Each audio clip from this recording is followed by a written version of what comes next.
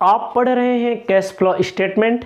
Cash flow statement में एक question और आपके लिए लेकर आए हुए हैं। इस पूरे क्वेश्चन को अच्छे से पहले पढ़ेंगे, पढ़ने के बाद सॉल्व करेंगे।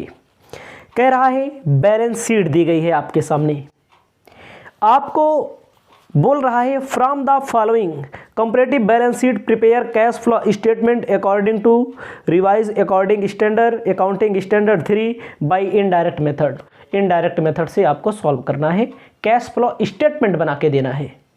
कह रहा है balance sheet, equity and liability दी गई है, उसके बाद दिया गया है अमाउंट दिया गया है, उसके बाद दिया गया है एसेट्स। ठीक है, आपको क्या करना है, आपको सर्वप्रथम कॉलम बना लेना है। कॉलम के ऊपर cash flow statement, cash flow statement रखना है। कॉलम ऐसे बनाओ, कॉलम आपका बन गया। कॉलम बनाने के बाद आपको मैंने बताया है कि इसमें जो मेथड होते हैं उनका यूज़ किया जाएगा कैसे। पहला मेथड आपको यूज़ करना है cash flow from operating activity. Operating activity आप इसको लिख लीजिएगा, ऑपरेटिंग एक्टिविटीज। ऑपरेटिंग एक्टिविटी में क्या कहता है क्वेश्चन, सबसे पहले पता कर लो डायरेक्ट मेथड है कि इनडायरेक्ट मेथड। क्वेश्चन में बोला है इनडायरेक्ट मेथड लगाओ, इनडायरेक्ट मेथड ही पूछता है। तो सबसे पहले आपको नेट प्रॉफिट चाहिए।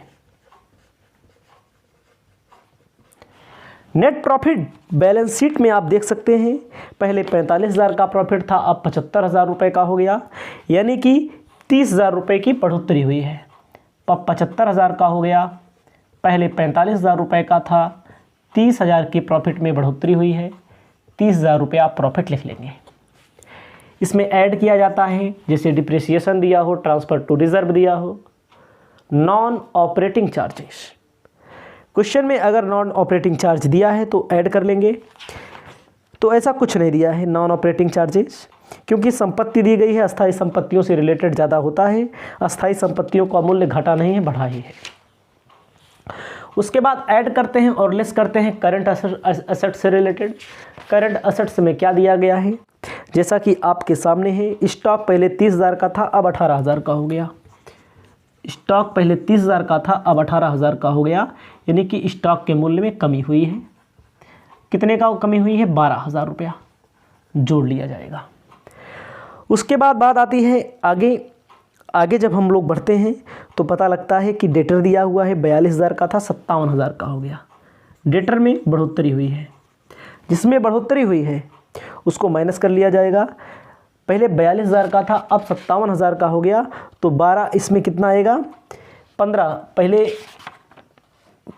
42 का था, अब 57 का हो गया, यानी कि 15,000 रुपया माइनस में लिख लेंगे, कमी वाले में माइनस कर देना है।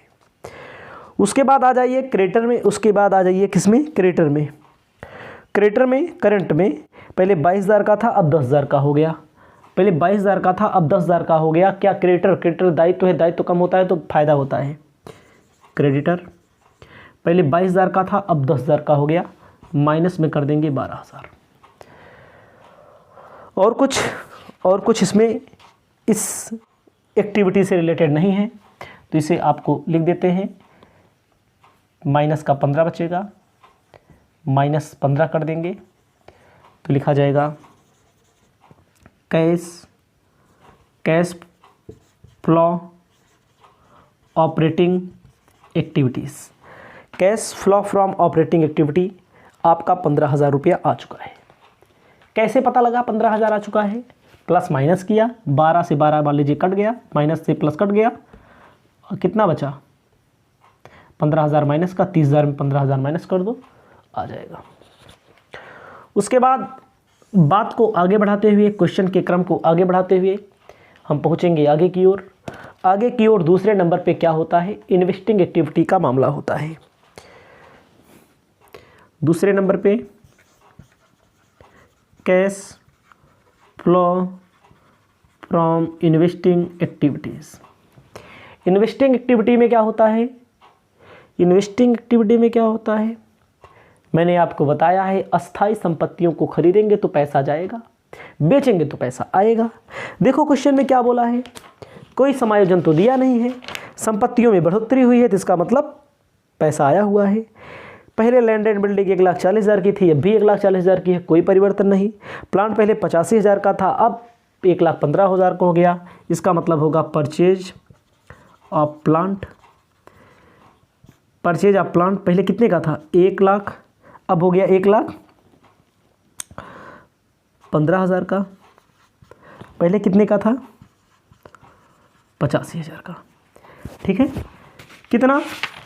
कितने की वृद्धि हुई? वृद्धि हुई है कितने की? 30,000 रुपये की। तो लिखा जाएगा 30,000 रुपया माइनस में, क्योंकि सेल करते हैं तो प्लस में होता है, परचेज करते हैं तो माइनस में होता है। याद रखिएगा, पैसा जा रहा है परचेज करने पर। उसके अलावा और कुछ दिया ही नहीं है, उसके अलावा और कुछ नहीं दिया है, तो यही होगा इन्वेस्टिंग एक्टिविटी की प्रक्रिया, यही होगी 30,000 cash use from investing activities. Investing activity लीजिएगा। अब आता है मामला किसका? फाइनेंशियल का। फाइनेंशियल का जब आता है तो फाइनेंशियल में क्या होता है? तीसरे नंबर पे फाइनेंशियल लिखते हैं हम लोग, cash flow from financial activities. Financial activity में क्या होता है? अंशों का निर्गमन, शोधन, ऋण पत्रों वगैरह का। क्वेश्चन में देखिए, पहले अंश 2,45,000 रुपये के थे शेयर कैपिटल, अब 2,60,000 का हो गया। इसका मतलब इशू ऑफ शेयर 15,000 रुपये का। उसके बाद देखो पीएल नहीं होगा, मोर्टेज पहले कुछ नहीं था, अब 15,000 का हो गया। टोटल कितना कर लेंगे? 30,000 रुपया प्लस का हो जाएगा। 30,000 रुपया किसका हो जाएगा? प्लस का हो जाएगा। अब प्लस माइनस कर लीजिए, यही हो गया cash flow from investing financial activities. ठीक है, 30 से 30 खत्म, मान लीजिए 15,000 रुपया प्लस का बचेगा। इसे बोलेंगे इंक्रीज कैश, इसमें प्लस कर दो ओपनिंग कैश। ओपनिंग इसको जब प्लस कर दिया जाता है, ओपनिंग है 15,000, आ जाता है आपका 30,000। 30,000 क्या आ जाएगा? क्लोजिंग आ जाएगा। आपको मैंने बताया क्या, आपको मैं बार बार बता रहा हूँ, ये चीज़ें अलग, ये चीज़ें अलग, ये चीज़ें अलग। इसमें क्या होता है? अस्थायी संपत्तियों से, इसमें अंशों के निर्गमन, ऋण पत्रों के शोधन वगैरह से होता है। इसे आप लिख लीजिए। इसके बाद अगला नंबर वीडियो में अगला नंबर क्वेश्चन लेकर आ रहे हैं।